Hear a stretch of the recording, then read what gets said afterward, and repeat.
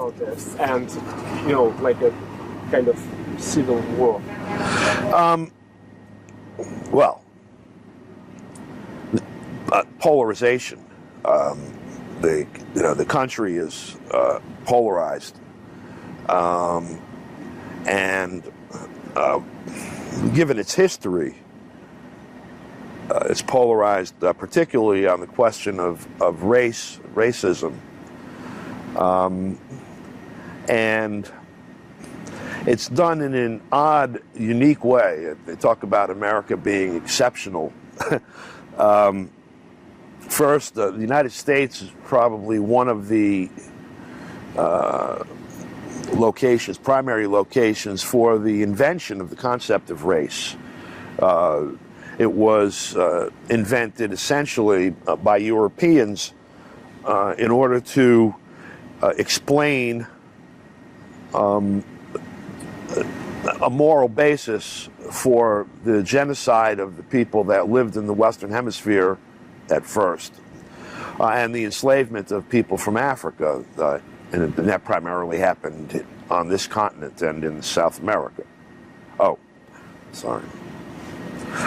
So you've had, since the very beginning, woven into the social fabric of the United States, first the idea of race, that it entitles one group of people to dominate another, and to steal their land and their labor and their liberty.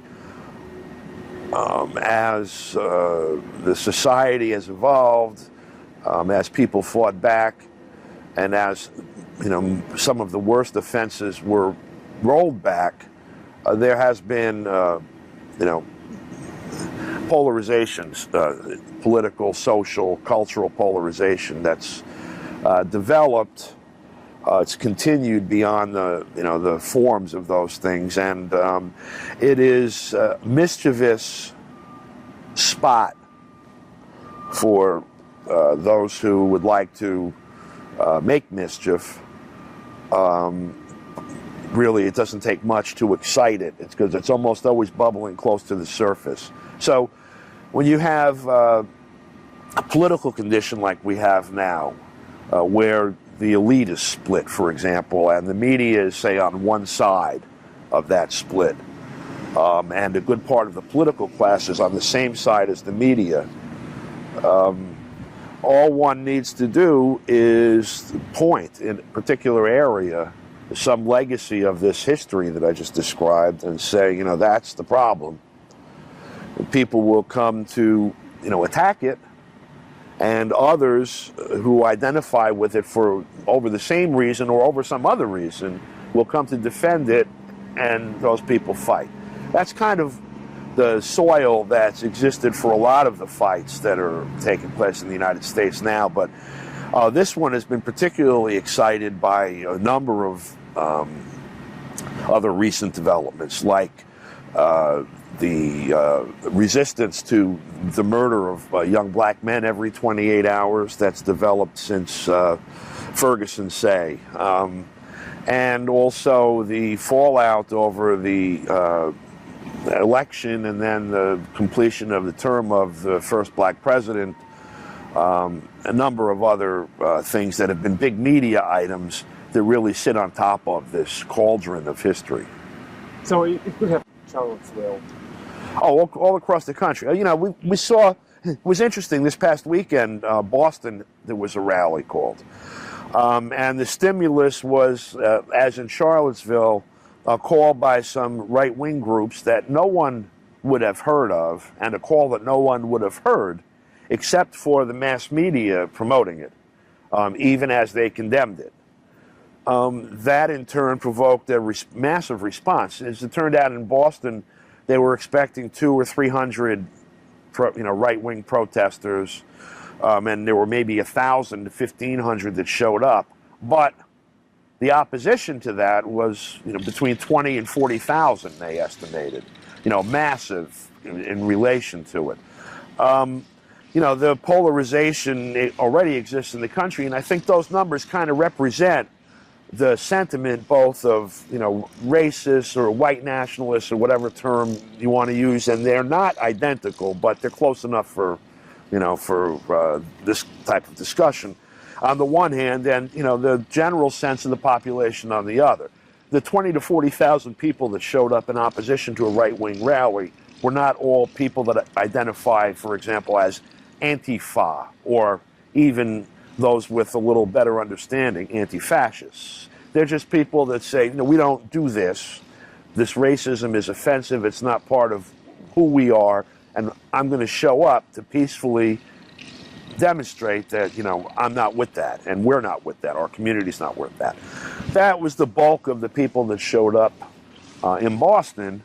And on the other side also, a lot of those people showed up for reasons other than being white racists. I don't know how many, but there are some that see this symbology as having value even as they condemn the thing being symbolized. It's just the fact that this, this statue's been here 100 years, that thing that happened 150 years ago happened, this memorializes it. I think it was a bad thing that it happened. I think the struggle that made it end was a good thing, and I think this is a marker of that entire history, and so it has value that way. Some people actually feel that way. I'm not saying I agree with them or not, but you wouldn't necessarily call them Nazis or fascists. You call them something else, even if it's misguided or wrong. So in Boston, it didn't come to blows like that. And I think that it's going to be less and less likely that that's going to happen. We saw at the Trump rally the other night, there was a much smaller group that showed up in Arizona, for example, and, with the exception of some people who were clearly provocateurs, at all of these events, there were others, that just, it didn't descend into violence, and I think that both, or everyone involved, had an opportunity to express either their, support or opposition to the things that were being laid on the table. What are the main threats? Yeah, first of all, the possibility of a revival of the KKK is, I think, ridiculous. That is not the cultural center of American society anymore. It is certainly a part of the historical fabric, but in Boston, as an example, 25, 30 years ago, the white people in Boston were rioting over school busing. They integrated the schools in Boston using busing because the housing patterns were so segregated that if you were going to send kids from white neighborhood and black neighborhood to school together, somebody had to get on a bus because they didn't live close to each other. So if you're going to the school in the white neighborhood, you have to bus black kids in because they didn't live there. Or if you're going to school in a black neighborhood, you had to bus the white kids in because they didn't live there. So as they did that, you have people who are protesting merely because my kid used to be able to walk to school, now he's on an hour and a half bus ride. Aside from eating 3 hours out of the day for him when he could be going to school or home or whatever, whenever he gets sick, I got to drive an hour, blah, blah, blah. Some of it was actually, based on that, but the real problem, of course, being segregation and a problem that had to be solved. Well, that's only 25, 30 years ago, maybe 35 years ago in Boston, riots, tens of thousands of people. Now, the right wing in Boston was represented by 500 to 1,000 to 1,500 people with massive media coverage. The culture has changed. It's being used. I mean, as I said, it exists. It's integral in the fabric of the society. This country was founded on genocide and racism. It invented racism, and really one of the first massive genocides in human history, and maybe the most extensive one, took place right here in this country. And this is one of the first places. It's outside New York, So that part is a real part of, of the American social and political fabric, economic fabric. But the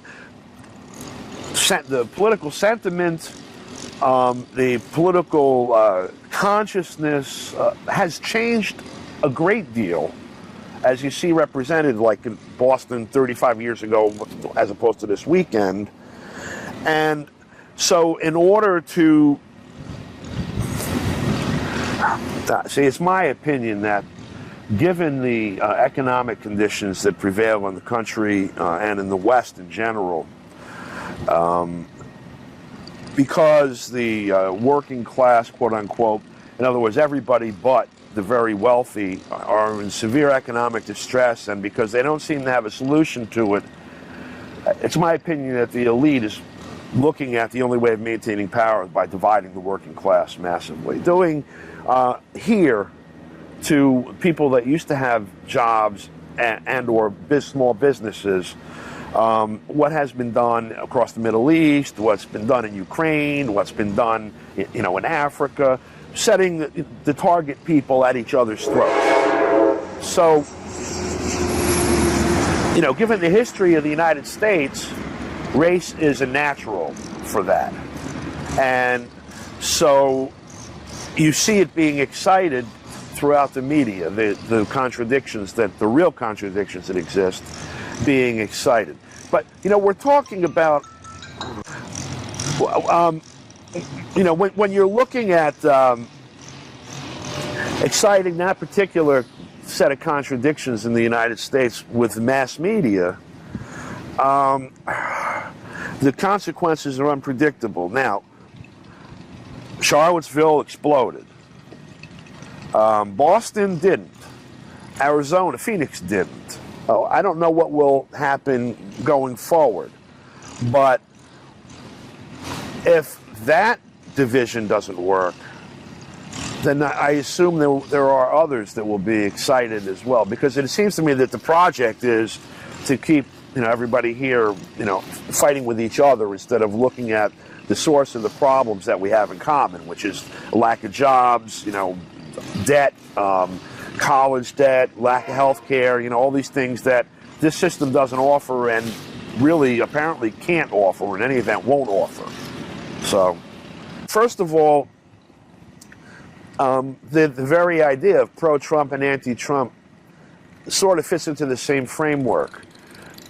But what Trump represents within the context I described, of, essentially a system that is in serious crisis, is perhaps a clean shot at, solving some of the problems. For example, rather than hostile foreign policy towards Russia and China, and rather than regime change in Syria and elsewhere, Ukraine, etc., they talk about looking at it differently, of working with Russia and China to solve the problem of terrorism, no regime change, looking out for solving America's problems by, enriching Americans, bringing business back here, sitting down at a table with China, for example, and negotiating, things like that. That's a different approach than has been taken by the last, since 1991, certainly, really since 1945.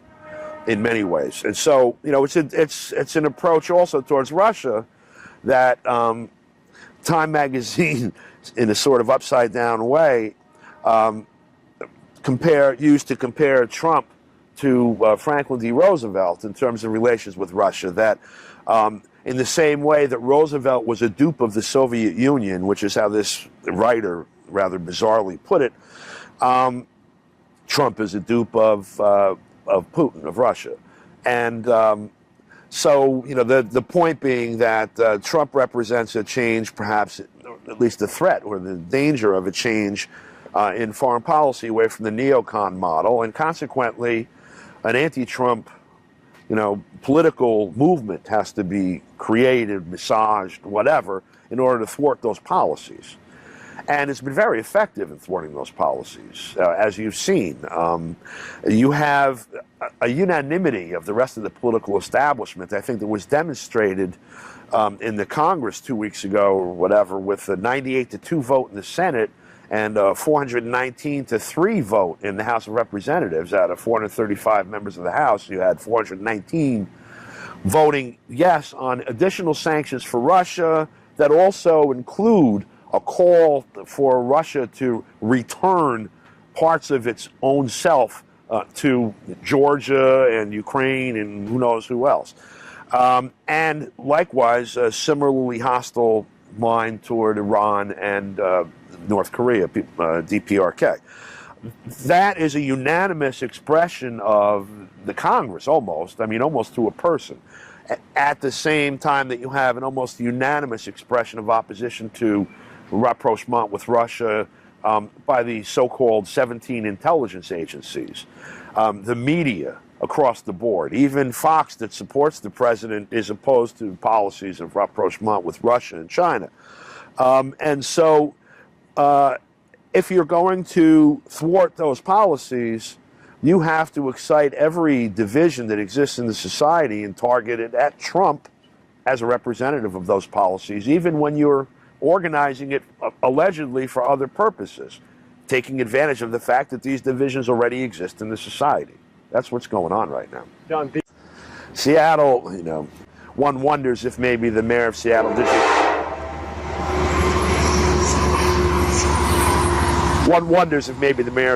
didn't just have too much coffee. They drink a lot of coffee there. He's a little over-caffeinated. It's an interesting, historical, relic that this statue of Lenin exists in Seattle. That Trump raised the same question, more or less, saying that, hey, Washington and Jefferson were slave owners, and Lenin was not a slave owner. Lenin fought slavery, serfdom, probably more effectively than anyone in this country, including Abraham Lincoln, given the changes that were set in motion in Russian society from the revolution until, well after his death.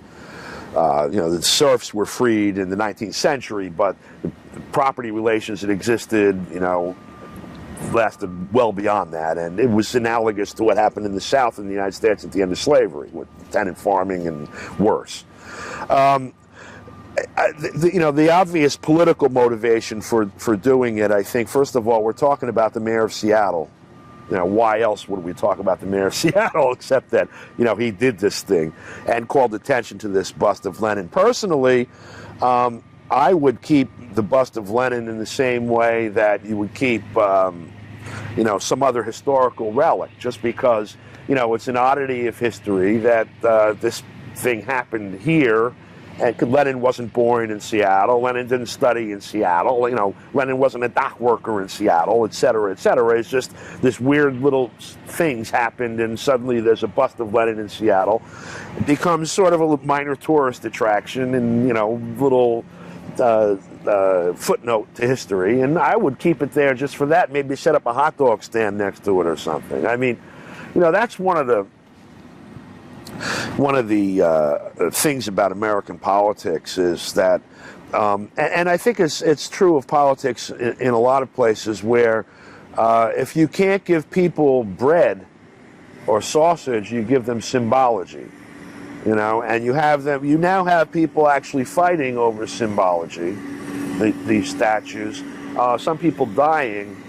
And the very same people who were raising this as a political demand, progressive political demand, haven't said a word about, by the way, let's take over the factories that you closed down 10 years ago around Cleveland, for example, and put people back to work.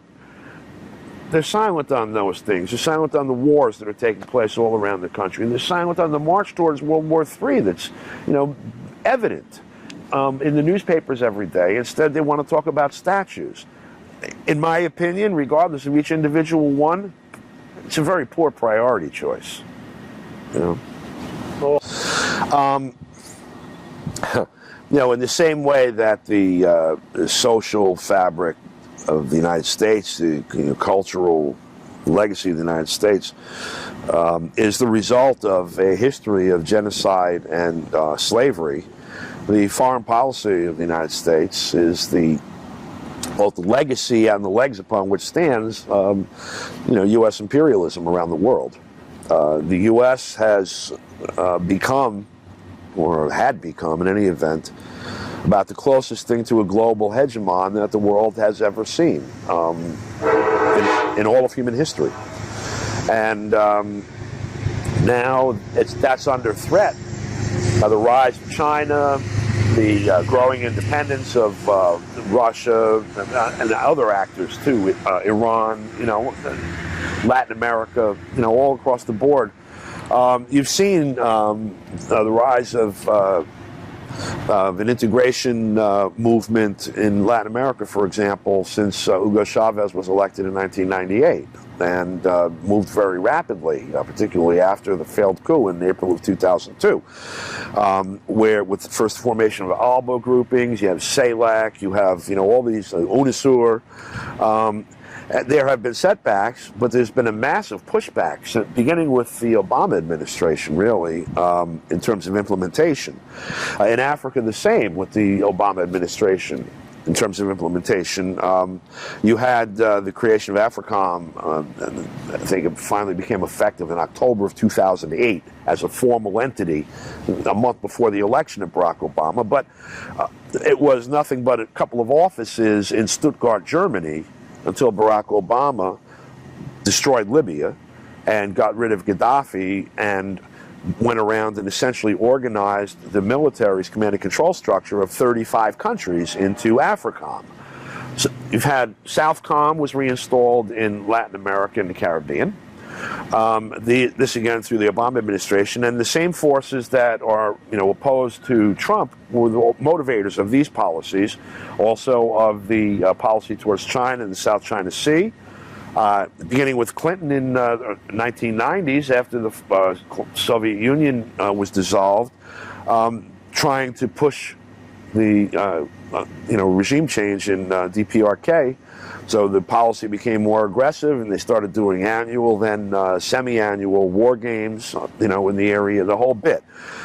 So there has been both the rise of the counter to the United States as global hegemon, and then a response to that in the making, at least going back to the 1990s. And so you now see this very aggressive, warlike American foreign policy that certainly predates the Trump administration. Can this help Trump to in a political life? We had the same condition existed at the end of the 40s and into the 50s and early 60s. As the United States was holding itself out in competition with the Soviet Union as the defender of human rights, and the Soviet Union as the oppressor of human rights, even as the Soviet Union was supporting the anti-colonial struggle and the United States was either the colonial power or supporting the colonial power, one real public relations problem the United States had was that it was,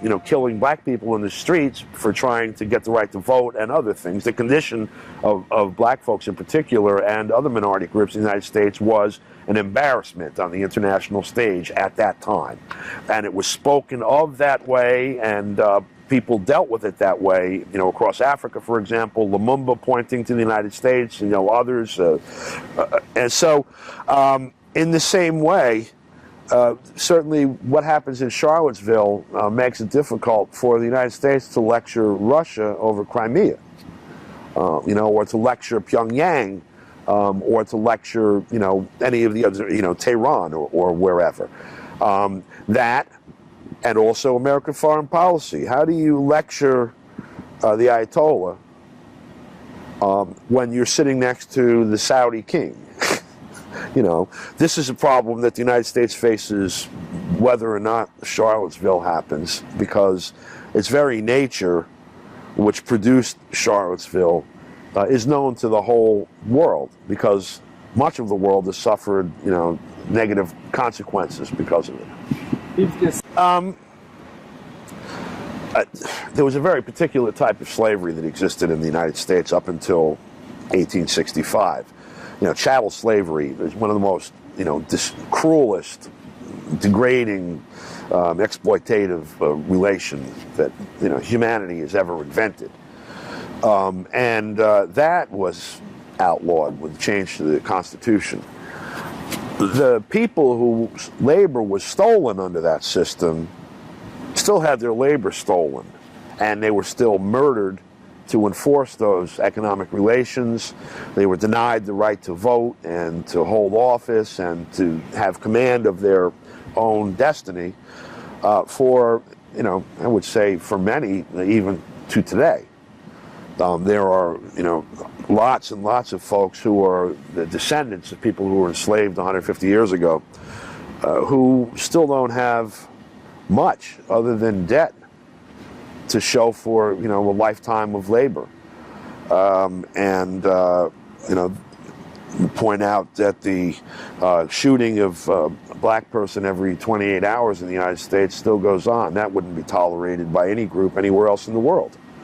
So, you know, the formal slavery that existed in the United States, the particular type of it, was eradicated in 1865. It is difficult to argue, however, that slavery was abolished at that time or even has been abolished yet. And, you know, and you've got, I mean, this, you know, the symbology that's being utilized right now is very powerful as a consequence of all of that. I mean, it's not hard to understand why, you know, people find Robert E. Lee, to say distasteful, even, you know, would incite anger and hostility, given thought. Now, that statue's been there, though, since whenever they installed them. They did that in the 30s or 20s or whatever. One of the rises of the Klan periods, they were doing that to stick it in the face of people that they were still oppressed. But, you know, like last month it was there. Last year it was there. You know, 5 years ago it was there. People worked to close those things down. I know, for example, Representative Cynthia McKinney, when she was in the State House in Georgia, and when her father was also a member of the state legislature at the time she was, in the early 90s, you know, they were one of the first to organize to get rid of the old Confederate flag as a part of the state flag. They had what they call the stars and bars, was the field in the flag of the state of Georgia. You know, you organize people, you push through legislation, you get it accomplished. It is very possible to do that. And, you know, the task is important, and it should have been wrapped up, you know, decades ago, so that, you know, my kid doesn't have to go to school laboring under, you know, those conditions. My, you know, 10-year-old doesn't have to go look at Robert E. Lee and I have to explain to him who he was and how that relates to your history. You know, I mean, it's also useful to do that. You know, if my kid, you know, grows up in one of those towns, for example, like Charlottesville, I want him to know who Robert E. Lee was and what he was and what he represented, whether he was a slave owner or not, that he was, you know, killing to enforce a system of, you know, human slavery. I want my kid to know that.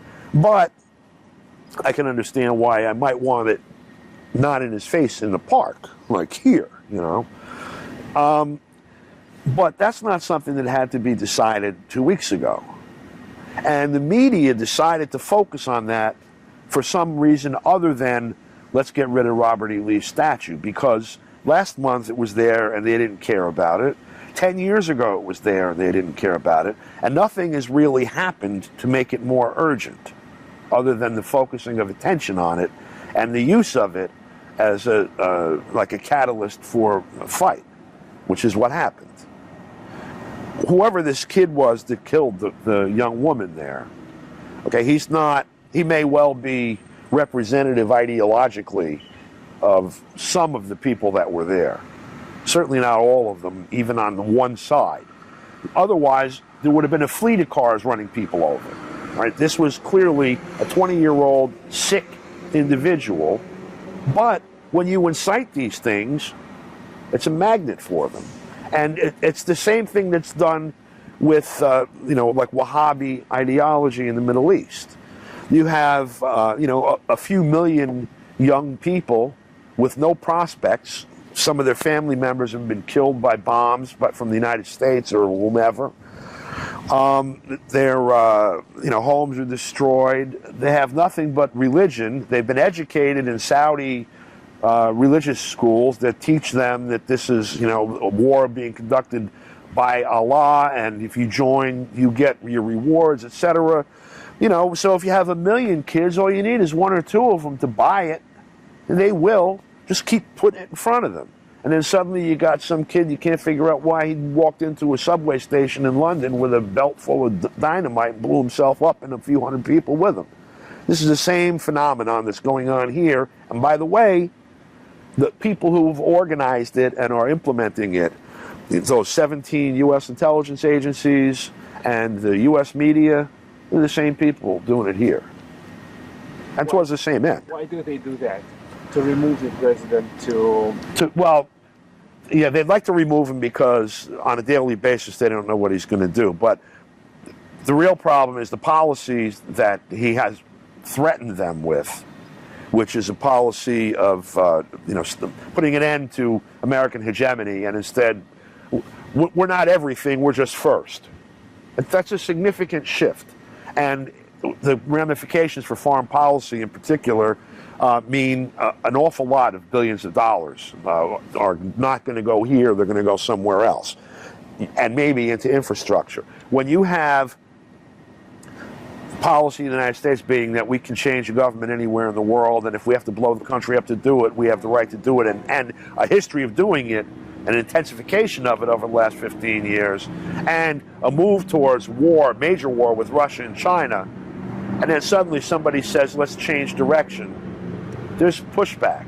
And that pushback comes from the same people who implemented those policies in the first place, and that's those intelligence agencies and those media groups. You can go back to the beginning of CNN. CNN became a world, voice for the first Iraq War. Wolf Blitzer, went from being a shill for AIPAC, and after coming out of Jerusalem Post or wherever the hell he was, he came from being a lobbyist, a Zionist lobbyist basically, to being this, all of a sudden he's a big deal journalist. Why? Covering the Iraq War, which turned out to be based on lies, the incubator thing, all of that stuff. And you saw the same thing with a lot of the people that are in media now, rising the last Iraq War in 2003. Again, based on lies. And even where, well, I think that's